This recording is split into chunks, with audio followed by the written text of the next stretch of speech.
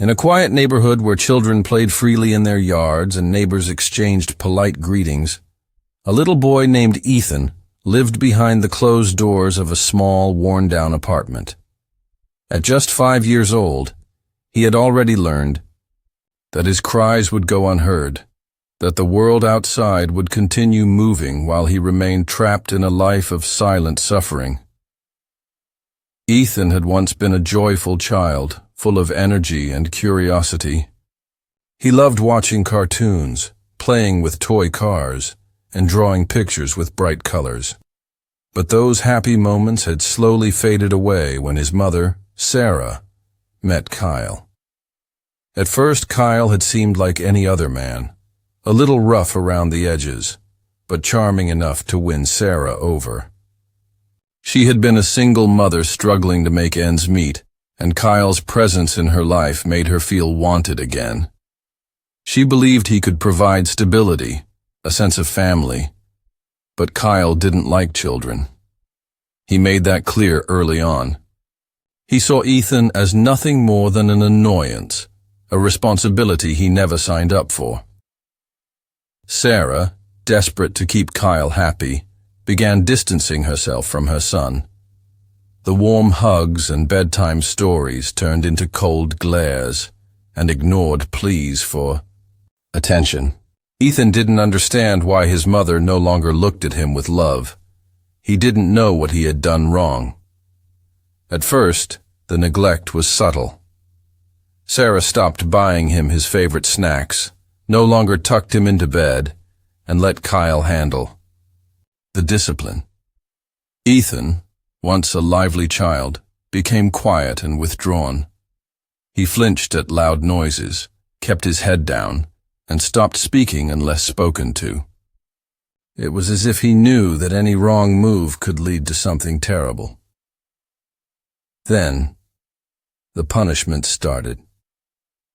Kyle would snap at Ethan for the smallest things. A spilled cup of water, a toy left on the floor, a look that he didn't like. At first, it was harsh words and long hours locked in his room. But soon Kyle's anger turned physical. A slap across the face, a yank of the arm, a push that sent the little boy tumbling to the floor. Sarah didn't intervene. She watched, sometimes looking away, sometimes pretending it wasn't happening. The bruises started appearing. Small at first, easily hidden under long-sleeved shirts. But as weeks passed, they darkened, spread across his thin arms and legs. He wasn't given warm meals anymore, just leftovers if there were any. Some days, he went without eating at all. Ethan rarely left the apartment, but on the few occasions he did, neighbors noticed his pale skin, his hollow cheeks. He didn't run around like the other kids. He didn't laugh or smile. His clothes were dirty, his shoes too small for his growing feet. A few people felt something was wrong, but no one spoke up. No one wanted to interfere. And so, Ethan remained trapped in a home that was supposed to protect him. His silent cries for help were ignored, his suffering hidden behind the walls of a place that should have been safe. Ethan's absence from school went unnoticed at first. A few missed days were easy to overlook, and when Sarah finally answered the school's call, she dismissed their concerns with a casual excuse. He had the flu, she said. It was winter, and illnesses were common. The school accepted her explanation, unaware of the horrors unfolding behind closed doors. Inside the apartment, Ethan was growing weaker. His small body, once full of energy, had become frail. His ribs were starting to show beneath his skin, his arms and legs too thin for a child his age. Hunger gnawed at him constantly, but he had learned not to ask for food. Kyle hated when he begged, and Sarah had stopped caring. The apartment was filled with food, cereal, frozen dinners, snacks that Kyle enjoyed, but none of it was for Ethan. He was given scraps, sometimes nothing at all, If he was lucky, Sarah would toss him a piece of stale bread or a handful of crackers. Other times, he had to wait until Kyle wasn't home, hoping his mother would feel guilty enough to slip him. A small meal, Ethan's body ached. The bruises that once faded after a few days now layered over one another, never given enough time to heal. His skin was marked with dark splotches, each one a reminder of Kyle's anger and Sarah's indifference. The pain became something he learned to live with, just like the hunger. The walls of the apartment held secrets that no one outside could see. Neighbors occasionally heard muffled sounds, thuds, the sharp cry of a child, but they convinced themselves it was nothing. Children threw tantrums, made noise, cried when they didn't get their way. Surely if something was wrong, someone would step in, but no one did. One evening, Ethan sat curled up in a corner of his room, his arms wrapped around his knees. He had stopped crying long ago, realizing it only made things worse. His tiny stomach twisted in pain, but he had no energy left to move. The air inside. The apartment was thick with tension. Kyle and Sarah were arguing again, their voices rising, filled with anger. Then, sudden silence. Heavy footsteps approached his room. The door creaked open. Ethan didn't look up. He didn't need to. He already knew what was coming. The next morning, Sarah answered the door to find their neighbor standing outside. The woman's eyes darted around nervously as she asked about Ethan. She hadn't seen him in weeks, she said. She had heard noises, crying, something that didn't sound right. Sarah forced a smile. "He's been sick," she replied, her voice smooth, practiced. "You know how kids are." The neighbor hesitated but nodded. She wanted to believe Sarah, wanted to trust that everything was fine. She left with an uneasy feeling, but like everyone else, she ignored it. Inside, Ethan lay motionless on the floor of his room, his body aching, his stomach empty. Another day passed, and still, no one saved him. Ethan's body was failing him. His once bright eyes were dull, sunken into his fragile face. His limbs felt too heavy to move, and his stomach, long accustomed to hunger, no longer growled. It simply ached. The days blurred together in his small, dark world. The beatings were more frequent now, the punishments harsher. Kyle's patience had worn thin, and Sarah no longer shielded her son. Ethan had learned to be invisible, to make himself as small as possible, hoping that if he stayed quiet, Kyle would forget he existed. But Kyle never forgot. The slightest mistake, a cough, a misplaced toy, a moment of eye contact, was enough to set him off. Ethan had stopped crying out. He knew it wouldn't change anything. The night everything changed. The air in the apartment was heavy with tension. Kyle had come home angrier than usual. The argument between him and Sarah started immediately, their voices bouncing off the walls. Ethan curled up in his usual spot in the corner of his room, knees tucked to his chest. He listened, but he didn't react. He had heard it all before. Then came the sound of footsteps, fast and heavy.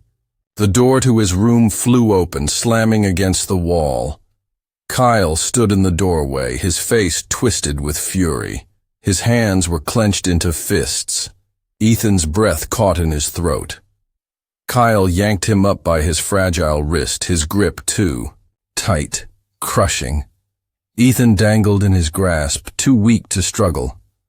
Kyle's voice was loud, filled with rage, but Ethan could barely process the words. His body was too tired, too drained to resist. The blow came suddenly, knocking the breath from his lungs.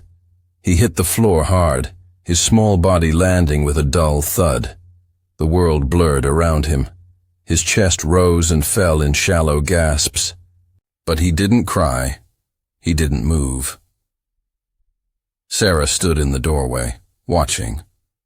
For a brief moment, something flickered in her eyes. Hesitation, guilt, fear. But she did nothing. She turned away. The pain was overwhelming. Every part of Ethan's body throbbed, but the worst was his stomach, a deep, twisting agony that wouldn't go away. He tried to curl up, to protect himself, but even that hurt. His vision faded in and out, his thoughts slow and hazy. Somewhere, in the distance, he could hear Kyle and Sarah arguing again.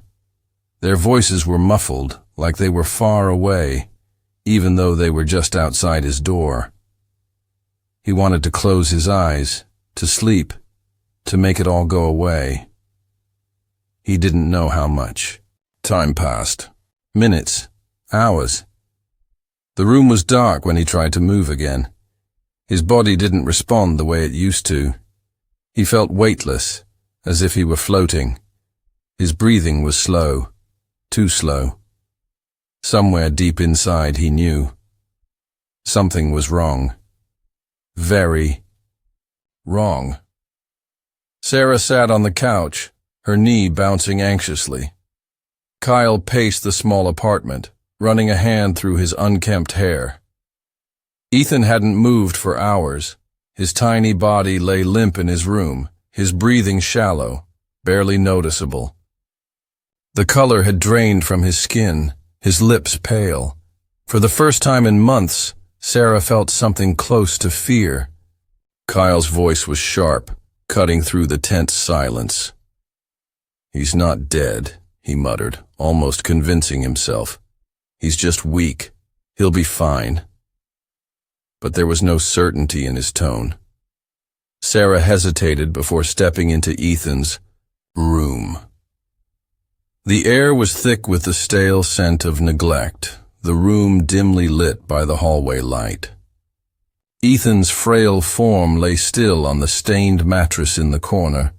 She kneeled beside him, pressing a hand to his bony chest. His heartbeat was faint, his breathing barely there.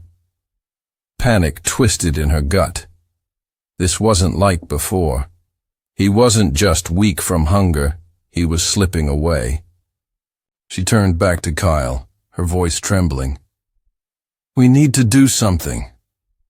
Kyle's face darkened.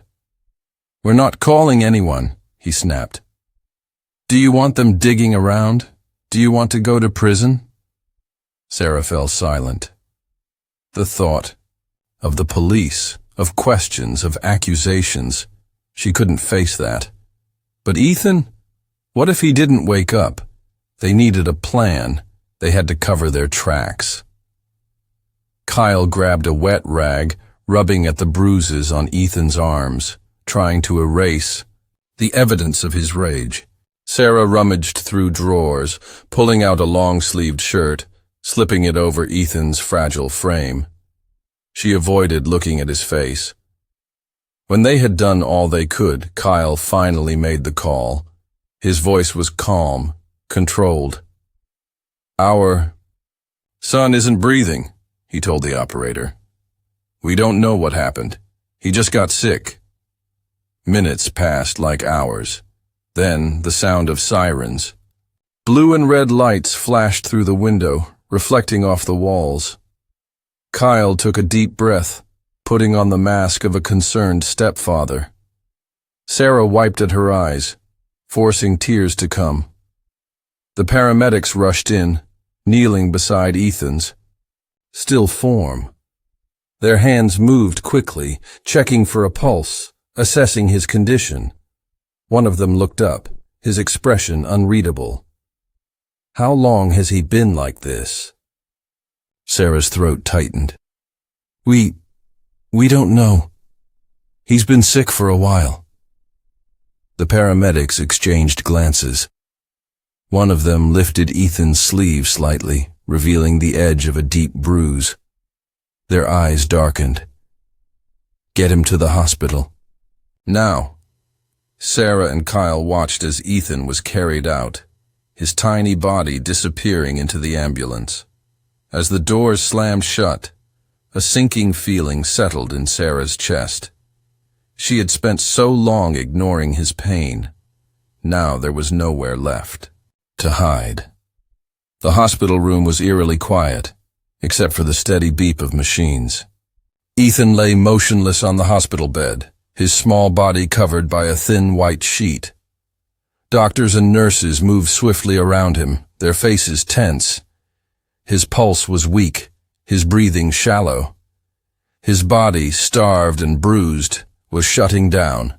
The emergency staff had seen cases like this before. Children brought in too late, their fragile bodies bearing the signs of prolonged abuse. The lead doctor examined Ethan's injuries, the deep bruises, the untreated fractures, the alarming signs of malnutrition. This wasn't just neglect, this was torture. Outside the room, Sarah and Kyle sat in stiff chairs, their faces carefully composed. Sarah kept her hands in her lap, staring at the floor. Kyle glanced at the hospital staff, trying to gauge whether their lies were holding up. They had rehearsed their story. Ethan had been sick, refusing to eat, growing weaker every day.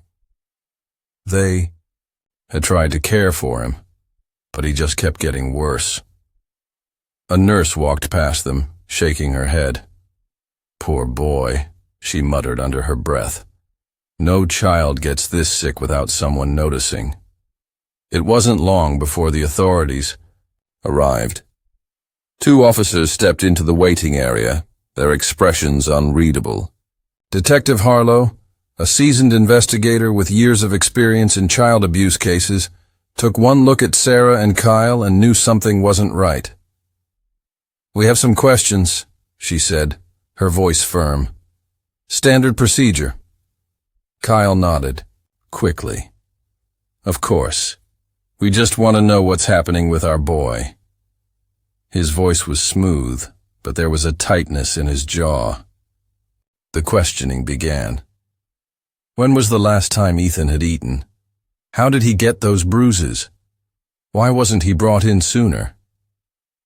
Sarah fidgeted with her sleeves, her answers short and hesitant. Kyle, on the other hand, spoke with practiced ease, repeating the lies they had agreed upon. Then, the doctor walked out of Ethan's room, her face grim. "I'm sorry," she said. "Ethan didn't make it." Sarah inhaled sharply. For a moment, everything around her blurred. Kyle clenched his fists, his body stiff.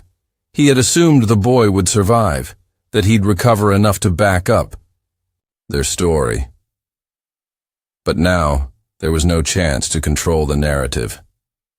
Detective Harlow watched them closely. No tears, no real shock, just unease. She exchanged a glance with her partner. "We're going to need you both to come with us." Back at the station, the truth unraveled quickly. The autopsy confirmed months of starvation, multiple fractures, and internal bleeding. The bruises, the untreated wounds, the sheer lack of care, it was undeniable. Under pressure, Sarah broke first.